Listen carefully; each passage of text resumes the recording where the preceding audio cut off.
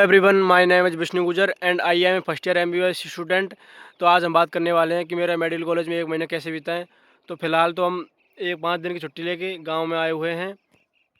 तो अब बात करते हैं।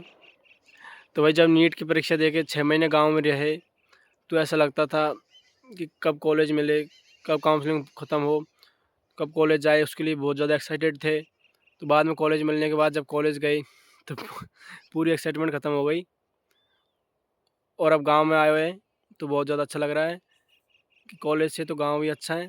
और जब गाँव रहे 6 महीना तो ऐसा लगता था कि गाँव में तो कुछ नहीं है, कॉलेज भी अच्छा है, कॉलेज ही चलते तो अच्छा रहता। पहले टॉपिक पर बात करते हैं खाने की। तो वही, कॉलेज में खाना तो ऐसा मिलता है कि इसके बारे में बात करना भी गुनाह है। वहाँ पर घर के खाने का 50% भी अच्छा नहीं मिलता है, लेकिन जैसा मिलता है ऐसा खाना पड़ता है। घर पर तो हम कह सकते हैं कि ये मुझे पसंद नहीं है, ये मुझे अच्छा नहीं लगता, ये नहीं है, वो नहीं है। वहाँ पर तो जो मिलता है वो खाना पड़ेगा। कॉलेज में जाकर घर के खाने की बहुत ज़्यादा याद आती है। सबसे मेन टॉपिक है कि कॉलेज में रैगिंग। तो वही, कॉलेज में रैगिंग तो हमारे कॉलेज में इतनी होती नहीं है। बाकी इसके पीछे सबसे बड़ा रोल है हमारे कॉलेज के मैनेजमेंट का। तो आप देख सकते हैं मैंने ये कैप क्यों लगा रखी है। ये मैंने इसलिए नहीं लगा रखी कि मेरे लंबे घने बाल कोई देख ना ले। मैंने इसलिए लगा रखी है कि बाल छोटे थोड़े ज़्यादा ही हैं। तो गांव में इधर उधर जाते हैं तो सब पूछते ही हैं कि ये बाल छोटे क्यों करवा लिए, बाल छोटे क्यों करवा लिए। तो क्या जानते हैं कि भाई रैगिंग क्या होती है, क्या कॉलेज में क्या रूल रेगुलेशन होते हैं, उनको फॉलो करना पड़ता है। तो इसलिए मैंने कैप लगा रखी है। कोई दिक्कत नहीं है, वहाँ पर तो कैप भी नहीं लगाता, कुछ भी नहीं, ऐसे ही रहते हैं। कॉलेज में तो गांव में आके लगानी पड़ती है, सब लोग पूछते हैं इसलिए। चौथे टॉपिक पर बात करें, स्टडी। तो वही, फ़िलहाल तो वो बिल्कुल भी अच्छी नहीं चल रही है। अब मैं सभी के लिए नहीं बोल रहा, ये मैं सिर्फ मेरे लिए ही बोल रहा हूँ। तो इसके पीछे का सबसे बड़ा मैं कारण मानता हूँ, मैं अपने को हिंदी मीडियम का होना है। तो एमबीबीएस में जाके हिंदी मीडियम वाले बच्चों को बहुत ज़्यादा परेशानियों का सामना करना पड़ता है, क्योंकि इतनी मोटी मोटी तो बुक रहती हैं, बायोकेमिस्ट्री की, एनाटॉमी की, फिजियोलॉजी की। तो उनको समझना बहुत ज़्यादा मुश्किल काम होता है। इतनी मोटी बुक तो हिंदी मीडियम में नहीं पढ़ाई आती, इंग्लिश में कहाँ से पढ़ावाएँगी। तो सर जो पढ़ाते हैं क्लास में वो भी समझ में कम ही आता है। और बाकी तो इंग्लिश मीडियम वाले क्लास में तो वो भी नहीं पढ़ते। हम तो ऐसे हिंदी मीडियम से हम तो पढ़ने की कोशिश करते हैं, उनको समझने की कोशिश करते हैं। इंग्लिश मीडियम वाले तो वो भी नहीं समझने की कोशिश करते। कई बच्चे, नो डाउट कोई बच्चे पढ़ते भी हैं, सर से सवाल पूछते हैं तो सर उनको जवाब भी देते हैं। कई तो पीछे बस सोते रहते हैं बिल्कुल मज़े से। और बाकी हिंदी मीडियम वाले सोते हैं, ऐसे नहीं, कुछ सब तरह के बच्चे होते हैं, कुछ पढ़ने वाले भी, कुछ नहीं पढ़ने वाले, लेकिन ज़्यादातर नहीं पढ़ने वाले होते हैं, पढ़ने वाले कम होते हैं। तो इतना तो अभी कुछ समझ में आ नहीं रहा, लेकिन धीरे-धीरे हो जाएगा। तो ये सबसे बड़ा बात है हिंदी मीडियम का। जब नीट कर रहे थे तैयारी, तो ऐसा लगता था बस नीट निकल जाए। अब तो बाद में तो क्या ही बोले, मज़े ही मज़े हैं बाद में तो। ले लेकिन कॉलेज में जाके पता चला, मज़े तो है लेकिन बहुत ज़्यादा दुःख भी है, कष्ट भी है, तो उनको सब झेलना पड़ता है। लेकिन अच्छा है उस नीट में ये है कि दबाव रहता है, प्रेशर रहता है कि इतना पढ़ना ही है। इसमें आप नहीं पढ़ोगे एक रोज़ाना तो भी चल जाएगा, पढ़ोगे तो भी चल जाएगा। इसमें सिर्फ पास ही होना है, मतलब उसमें नीट में कट ऑफ जाती थी, ये होगा, वो होगा, और इसमें कुछ कट ऑफ नहीं जाती। आपको 50% लाने होते हैं, तो वो 50% ही लाने बहुत ज़्यादा मुश्किल होते हैं। कई-कई टॉपर फेल हो जाते हैं एमबीबीएस में, तो इसलिए थोड़ा ये कठिन काम रहता है। और बाकी तो सबसे बड़ा काम है मेडिकल कॉलेज में अटेंडेंस का। तो वो आपकी 75% से ऊपर होनी चाहिए। हर क्लास के बाद अटेंडेंस लगती है, और वो अटेंडेंस आपकी एब्सेंट लग गई तो आप पे फाइन लगेगा।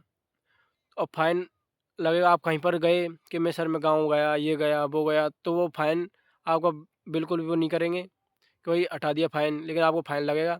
और आप कहीं पर भी जाओ तो आपको उनको बोल कर जाना पड़ेगा। और जब आप 75% अटेंडेंस के आंकड़े को पार कर जाते हैं, तभी आपको एग्ज़ाम में बैठने दिया जाता है।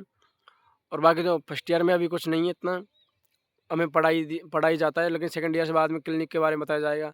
क्या क्लिनिकल चीज़ें हैं, क्या है, कैसे दवाइयों के बारे में धीरे-धीरे सेकंड ईयर, थर्ड ईयर में। लेकिन इसके पीछे एक मैं अच्छी बात बताऊँ आपको, या बुरी मान सकते हैं, अच्छी भी है। जब मैं गाँव आता हूँ, तो कई गाँव वाले सोचते हैं ये तो भाई डॉक्टर बन गया ये लड़का तो कई दवाइयाँ ले आते हैं, गोली ले आते हैं, जाँच ले आते हैं। तो तो उनको मैं कैसे बताऊँ कि अभी मैं फर्स्ट ईयर में हूँ, हमारी सेकंड ईयर होती है, थर्ड ईयर होती है, फाइनल ईयर होती है, उनमें हमें सिखाया जाता है ये वो। लेकिन फर्स्ट ईयर में वो सोचते हैं कि इसको तो ये तो डॉक्टर ही बन गया है, ये हमारा इलाज कर देगा, यूँ कर देगा, वो कर देगा। तब मैं उनको मना भी कैसे करूँ कि मैं जानता नहीं कुछ भी। लेकिन मैं जा मुझे पता है मैं जानता तो कुछ भी नहीं हूँ। लेकिन उनको बता देते हैं कैसे-कैसे करके कि भाई हमें अभी सिखाया नहीं जाता, अभी फर्स्ट ईयर है, सेकंड ईयर होगी हमारी और बाकी तो फ़ोन में है ही है अपना ज़िंदाबाद। उसको देख के उसमें से देख के बता देते हैं कि ये किसकी दवाई है, क्या काम आती हैं। और गाँव वालों को समझाना बहुत ज़्यादा मुश्किल काम रहता है कि भाई ये क्या है, क्या नहीं है।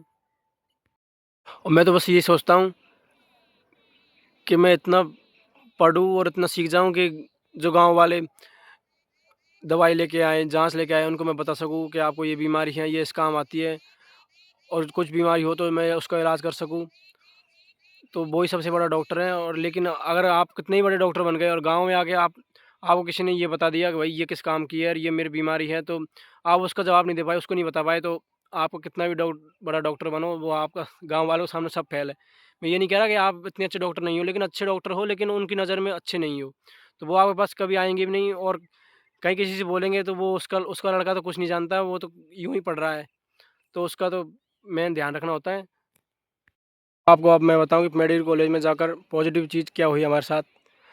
तो वो मैं मेरी तो बता रहा हूँ कि जब हम गाँव में आते हैं, तो सब लोग पूछते हैं कि तू क्या किया तूने 1 महीने में? कि तुम्हें इलाज करना सिखा दिए क्या? कि तुम्हें दवाई गोलियों के बारे में सिखा दिए? ये सब पूछते हैं और गाँव वाले तो इज़्ज़त करते हैं कि भाई तू अब डॉक्टर बन गया है, डॉक्टर बनने जा रहा है। और मेडिकल स्टूडेंट की एक बात बताऊँ सच्ची, मेडिकल कॉलेज में कोई इज़्ज़त नहीं होती है, बिल्कुल इज़्ज़त नहीं होती है। क्योंकि वहाँ पर सभी उस लेवल के आदमी होते हैं ना, हमसे भी ऊपर वाले आदमी होते हैं, तो उनके सामने हमारी इज़्ज़त कुछ नहीं होती क्योंकि सीनियर होते हैं, वो सब होते हैं। गाँव गाँव में आकर मेडिकल स्टूडेंट की बहुत ज़्यादा इज़्ज़त होती है, ये तो बात है। जब वो पूछते हैं कि तुमने 1 महीने में क्या किया? तो वो बताते हैं कि हमने कैडिवर को इंसिजर किया। तो कैडिवर क्या होता है? मतलब डेड बॉडी को हमारे सामने लाते हैं और उसमें बताते हैं कि भई ये नर्व यहाँ हैं, ये मसल यहाँ है, हड्डी यहाँ है। तो घरवालों को जब फ़ोटो दिखाते हैं तो वो अच्छा लगता है और बाकी तो छोटी-मोटी चीज़ें चलती रहती हैं, खाना, स्टडी और ये सब तो चलती रहती हैं। बाकी तो घर पर आकर उन चीज़ों का हमें फ़ील होता है कि यार हमने कुछ तो अच्छा किया है और बाकी तो अच्छा ही है। और चाहे हमें डॉक्टर के बारे में कुछ भी नहीं पता, एक पैरासिटामॉल टैबलेट के अलावा लेकिन गाँव वाले तो सब पूछते ही हैं। बाकी लास्ट में मैं यही कहना चाहूँगा कि जो नीट है उसको क्रैक करके जब आप एमबीबीएस में आओगे, तो जो हमारी अपेक्षाएँ होती हैं, उससे कई गुना ज़्यादा उल्टा होता है और कई गुना ज़्यादा अच्छा भी होता है। नीट उस टाइम हमें लगता है कि ये नीट निकल जाए उसके बाद तो ज़िंदगी सेट है, लेकिन वो ज़िंदगी सेट कभी नहीं होने वाली है।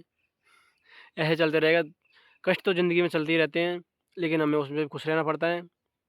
थैंक यू, धन्यवाद।